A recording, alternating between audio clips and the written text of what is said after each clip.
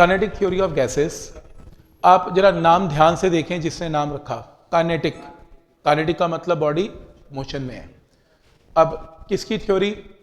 Gas की। Gas किसकी बनी हुई है? मॉलिक्यूल्स की। मॉलिक्यूल किस में है? मोशन में है। उसकी काइनेटिक थ्योरी पढ़नी है, मतलब उसकी एनर्जीज पढ़नी है, हाफ mv², कि वो कितनी एनर्जी कैरी करता है। तो मॉलिक्यूल की एनर्जीज को स्टडी करना, मॉलिक्यूल की वेलोसिटीज को स्टडी करना, मॉलिक्यूल कंटेनर पे क्या फोर्स और प्रेशर लगाता है उसको स्टडी करना इस kinetic theory of gases. Majorly velocities को स्टडी करना, क्योंकि रैंडम मोशन में होते हैं मॉलिक्यूल्स, उनकी क्या वेलोसिटीज होती हैं, ये आपको ये चैप्टर बताएगा। अब आपने ये सुना होगा केमिस्ट्री में कि गैस है, गैस ने कंटेनर के ऊपर इतना प्रेशर लगाया, 10 न्यूटन पर मीटर स्क्वायर प्रेशर लगाया।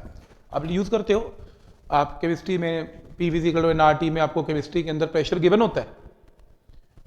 एक स्टेप और पीछे आ जाओ जो आज करने वाले हैं।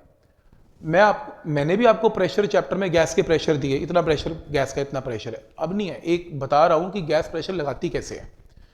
गैस के मॉलिक्यूल हर तरफ रैंडम मोशन में होते हैं और वो जाके दीवार को टक्कर मारते हैं, हर तरफ दीवार को टक्कर मारेंगे।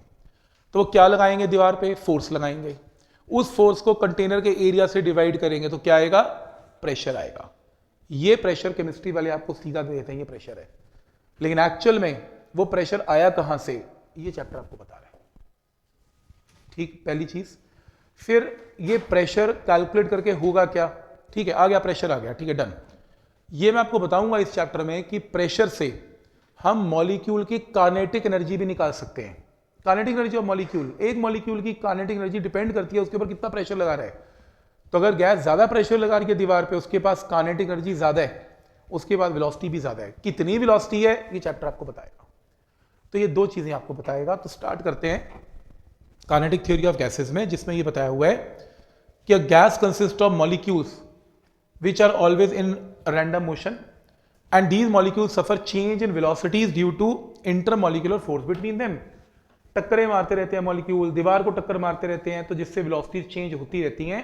ये बता रखा है कि यानी कि एक मॉलिक्यूल की एक वेलोसिटी तो कभी होगी नहीं, कॉन्टिन्यूसली एक मॉलिक्यूल अपनी वेलोसिटी को क्या करता रहता है? चेंज। लाखों करोड़ों मॉलिक्यूल्स अपनी वेलोसिटीज, लाखों करोड़ों मॉलिक्यूल की लाखों करोड़ों वेलोसिटीज है, और वो वेलोसिटीज हर वक्त क्या होती रहती हैं? चेंज।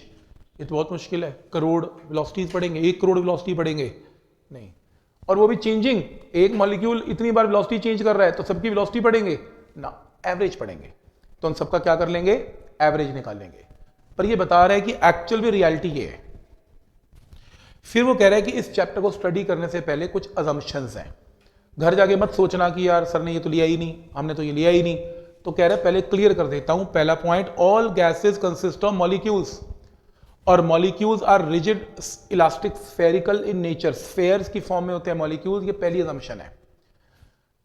और वो कह रहे हैं कि and different for different gases, हर मॉलिक्यूल, हर गैस का डिफरेंट है स्फेयर।